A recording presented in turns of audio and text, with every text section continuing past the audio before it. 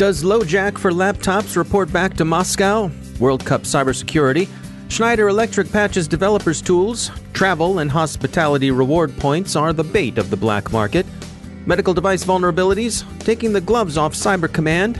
It's National Password Day, and Microsoft, along with many others, would like to move beyond the password. And a remembrance on Press Freedom Day for working journalists murdered by the Taliban.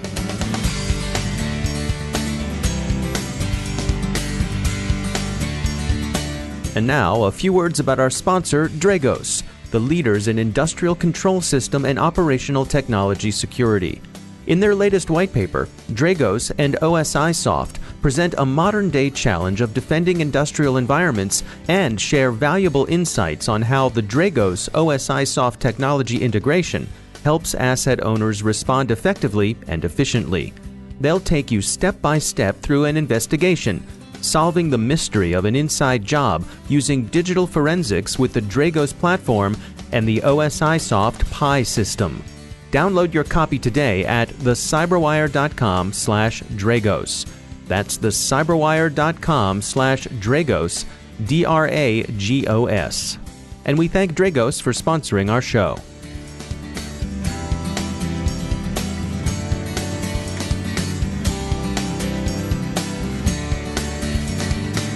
Major funding for the CyberWire podcast is provided by Cylance.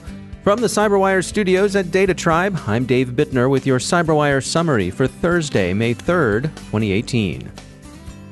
Finding, locking, and getting files back from a stolen laptop. These things are all good. If you look at them another way, however, you can see some potential for problems. Finding, locking, and data exfiltration are, of course, things that attackers are just as interested in doing as admins are. Security firm NetScout's Arbor Networks has reported a possible backdoor in Lojack for laptops, a tool that enables administrators to remotely lock, locate, and remove files from a stolen computer. 5 Lojack agents were found to be communicating with 4 dodgy command and control domains, 3 of which have in the past been associated with Fancy Bear, familiar to all of us by now as Russia's GRU. Absolute Software, which makes Lojack for laptops, says it's been in discussions with Arbor Networks. It takes the matter seriously and is investigating, but doesn't believe its customers are at risk. Fans of football, what we here in the States refer to as soccer, know that this year the World Cup will be played in 11 Russian cities. Russian security authorities are boosting cyber preparations before the event, looking at hotel Wi-Fi, World Cup networks, media, and so on.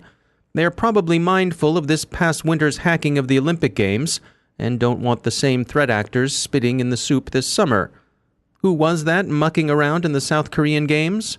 Fancy Eagle, Fancy Lion, Fancy Kiwi, Fancy Kangaroo, Fancy Loon, Fancy something or other?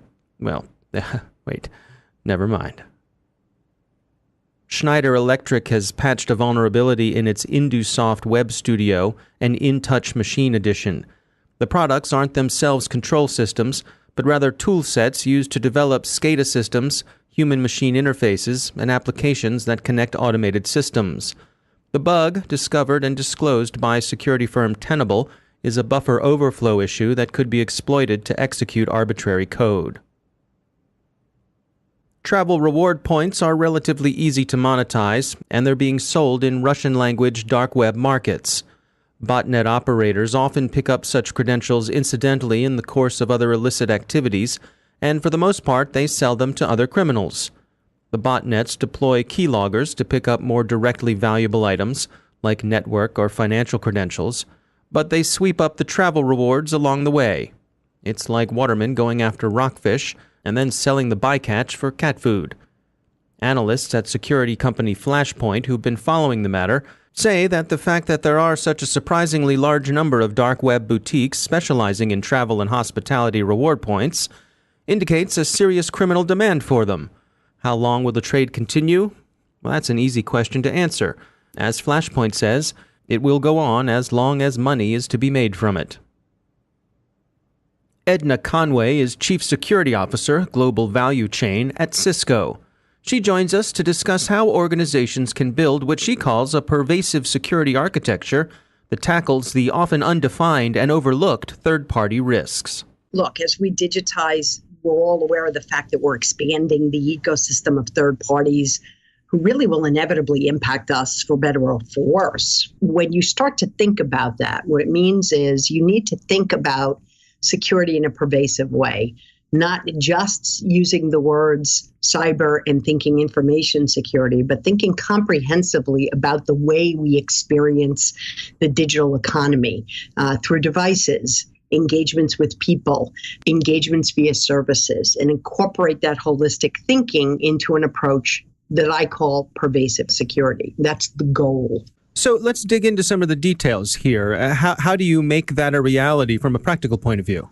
That's a great question. It's not easy. And I think that the reason why it's not easy is because you have to sit back, take the time to think about your third-party ecosystem. So if you want to pervasively drive security, the first thing you really need to think about is looking at that value chain or that third-party community holistically. Who are they? What do they provide to you? Where are they providing it? And how are they providing it? These begin to inform you on how to drive an architecture that will allow you to look at security threats and exposures in a way that's, while comprehensive, flexible for the purposes of examining each of those third parties in their own environment, in their own business context, and how you utilize them. When I'm dealing with a third party, what's your recommendations in terms of verification to make sure that they're actually living up to their end of the deal? Verification is an interesting question. I mean, if you look at it, look, global governments are clearly ramping their focus on what they refer to often as cyber supply chain risk management. So it's a way of managing risk, not necessarily a focus that says compliance and compliance only, right? We see it in the NIST CSF Draft 1.1. We see it in the energy sector here in the U.S. and North America and Mexico with NERC's SIP. How you do that is first sit down and say, what am I worried about? Identify what the threats are. Translate those threats into exposures that make sense for your third parties. And then drive a flexible architecture with what I like to call domains that are common, but the requirements within those domains are customized based on the nature of each third party member's effort on your behalf as part of your ecosystem. Do you find that people have a hard time breaking this process down into manageable bites? It depends on who they are. I think in the information communications technology arena, we're seeing it grow more and more as part of doing business. The reporting, the metrics on it is still a little bit of a burgeoning area, quite frankly. But look, I think everybody realizes, they don't particularly say it the way I do, but look, I believe the currency of the digital economy is trust, the same currency humans have always had. But if you say that trust is the currency, data is the fuel, right? And data is a fuel maybe for our own decision-making and artificial intelligence to help us with decision-making, all that does is form deposits in your bank of trust. You have to figure out how you want to go out and address the people part of it. Do I trust in people, whether informed by AI or not? Do I trust in the data? Maybe I'm going to say I want to drive that because I'm going to drive a digital ledger capacity. Do you trust in the security processes that are deployed by that third party from whom you acquire a product or service or information? And then do we want the government to validate, and that's an open question, what is going on in industry in an effort to seek to both protect their citizens and get back to the question you asked me, which is alignment.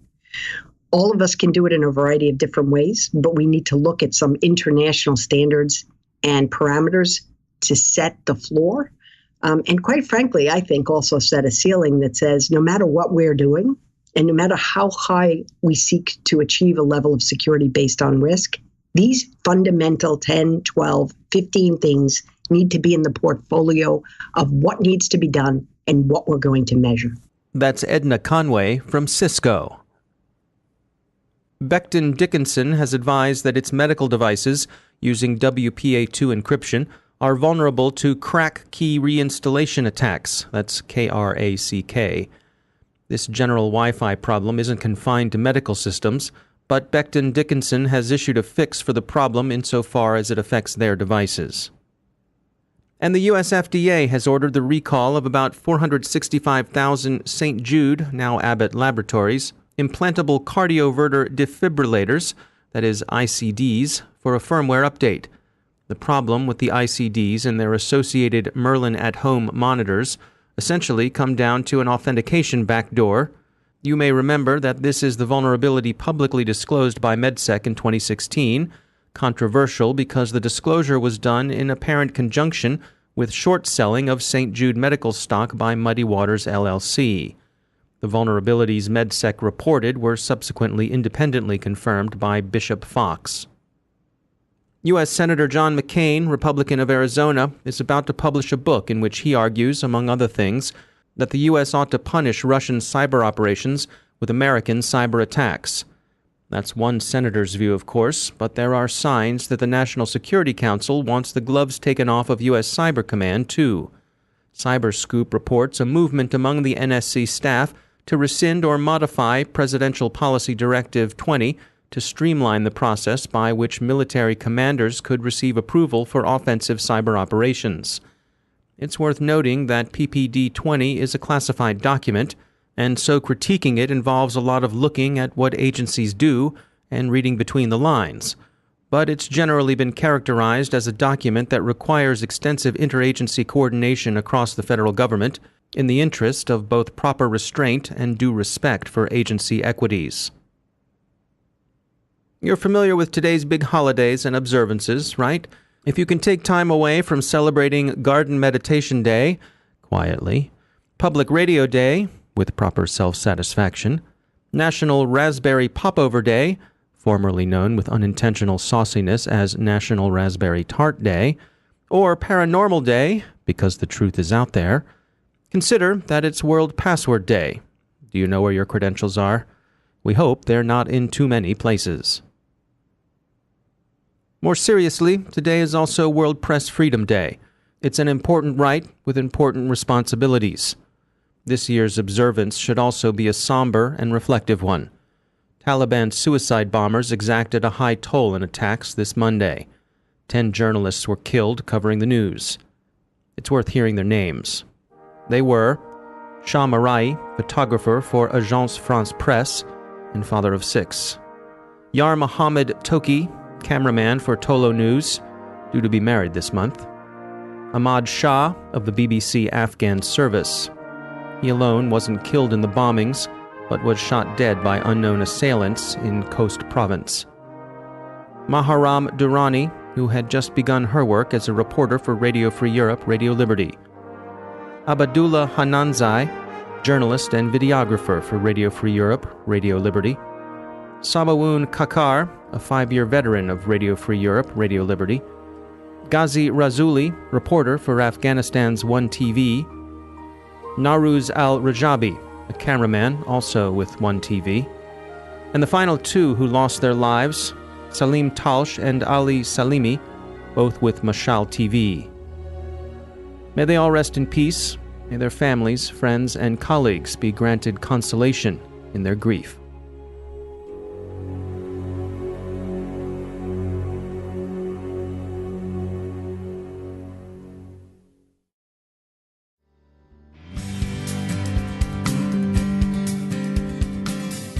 I'd like to give a shout out to our sponsor, Blue Vector. Visit them at bluevector.io. Have you noticed the use of fileless malware is on the rise? The reason for this is simple. Most organizations aren't prepared to detect it. Last year, Blue Vector introduced the security market's first analytics specifically designed for fileless malware detection on the network. Selected as a finalist for RSA's 2018 Innovation Sandbox Contest, Blue Vector Cortex is an AI-driven sense and response network security platform that makes it possible to accurately and efficiently detect, analyze, and contain sophisticated threats. If you're concerned about advanced threats like fileless malware or just want to learn more, visit bluevector.io. That's BLUVECTOR.io. And we thank Blue Vector for sponsoring our show.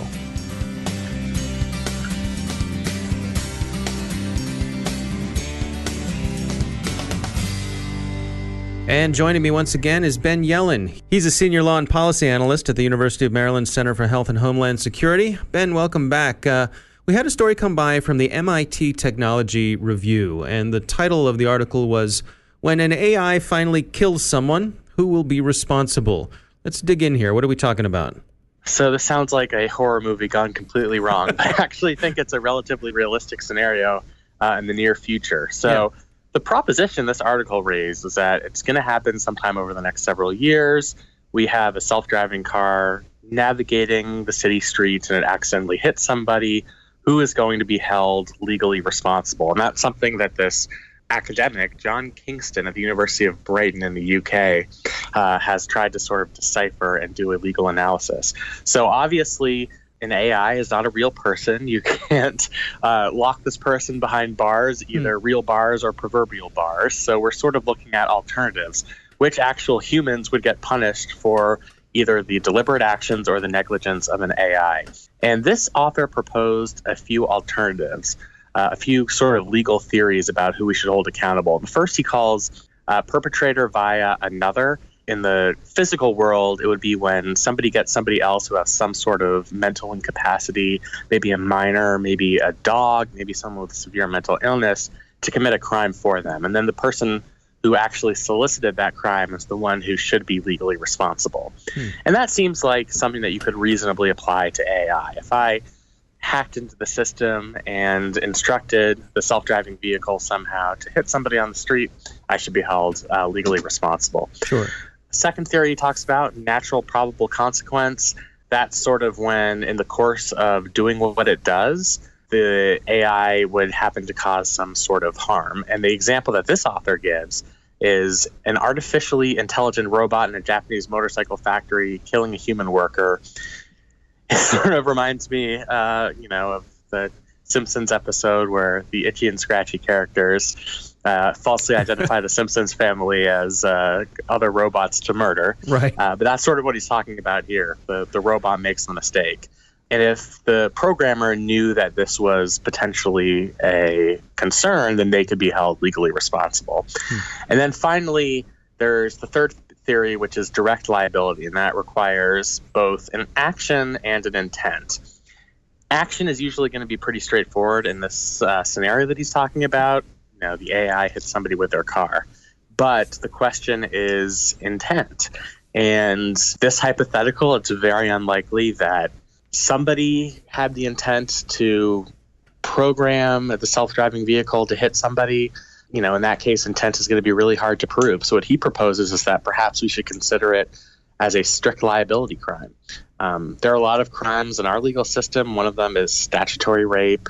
Frequently, we see speed limits as a strict liability defense, where even if you had a good excuse and you didn't know what you were doing is wrong, and you had no sort of criminal mental state of mind, you could still be held criminally liable. So these are sort of the three theories he posited. Certainly, I don't think it's something we're going to come to a resolution on anytime soon, but there's certainly interesting issues to think about. Yeah, it'll be interesting to see how it plays out. So I guess we'll have to stay tuned. As always, Ben Yelin. I'll see you in 2023. Yes. Right. What year does Skynet go self-aware? I can't remember. Is it already supposed to have happened? It might happen. Yeah. All right. Ben Yelin, as always. Thanks for joining us. Thanks. And that's the Cyberwire. Thanks to all of our sponsors for making the Cyberwire possible, especially to our sustaining sponsor, Cylance. To find out how Cylance can help protect you through the use of artificial intelligence, visit cylance.com. And thanks to our supporting sponsor, VMware, creators of Workspace ONE Intelligence. Learn more at vmware.com. The Cyberwire podcast is proudly produced in Maryland out of the startup studios of Data Tribe, where they're co-building the next generation of cybersecurity teams and technology. Our show is produced by Pratt Street Media with editor John Petrick, social media editor Jennifer Iben, technical editor Chris Russell, executive editor Peter Kilpie, and I'm Dave Bittner. Thanks for listening.